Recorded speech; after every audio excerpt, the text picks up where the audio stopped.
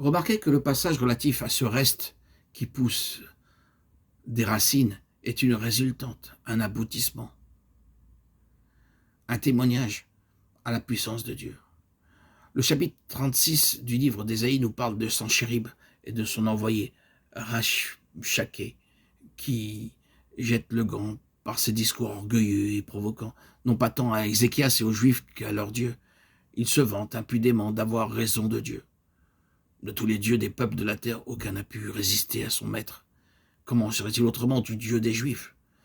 Et le voilà, sous les murailles de Jérusalem, clouant, pour ainsi dire, son insolent défi aux portes même de la ville sainte.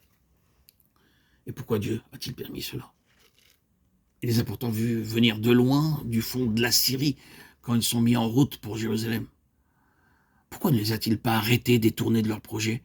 Comment se fait-il qu'il ne soit pas intervenu en faveur de son peuple? Pourquoi n'a-t-il pas suscité des obstacles, mis des circonstances à la traverse de leur plan de campagne? Pourquoi a-t-il permis qu'ils viennent jusqu'ici, qu'ils installent leur camp tout autour de la ville, qu'ils en organisent le siège? Et puis, laisser de telles paroles sortir de leur bouche, pourquoi?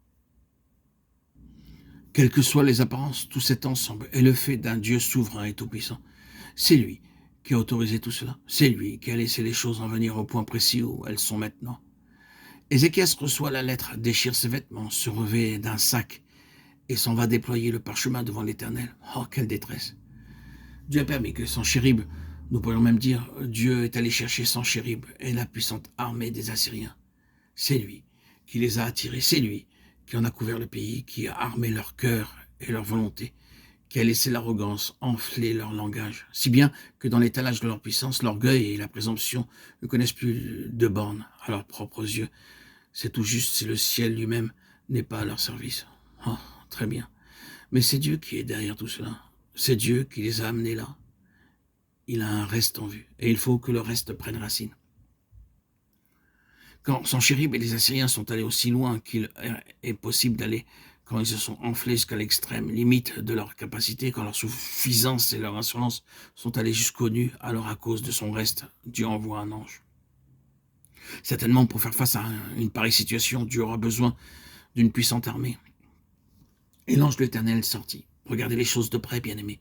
Il y a là un facteur qu'on retrouve dans le Nouveau Testament.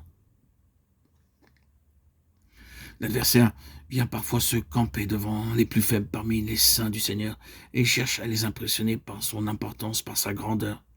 Il y a un but que l'ennemi cherche toujours à atteindre, parce qu'il représente pour lui une position stratégique, c'est de faire naître la crainte, la peur dans le cœur de l'enfant de Dieu.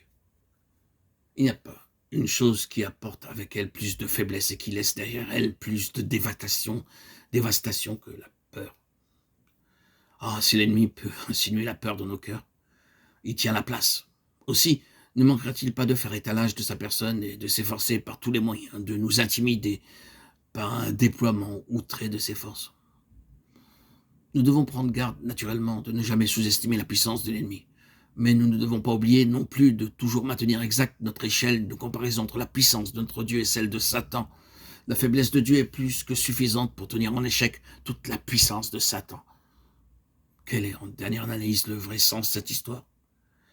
C'est d'abord qu'en face de toute la furie de l'oppresseur, le reste demeure inébranlable dans sa foi en Dieu.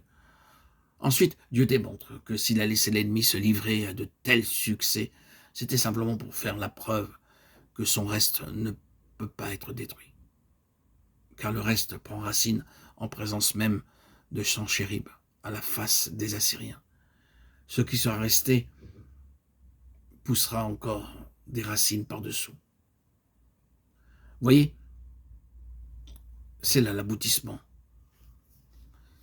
Il y a aussi une allusion prophétique à un avenir plus lointain, c'est vrai, mais il n'en est pas moins remarquable de voir le rapprochement de ces deux choses. D'une part, la vague presque toute puissante de l'armée assyrienne qui ne parvient pas à détruire, en définitive, que ce qui n'a pas de valeur aux yeux de Dieu. Et d'autre part, le reste qui subsiste en dépit de tout et pousse de nouvelles racines.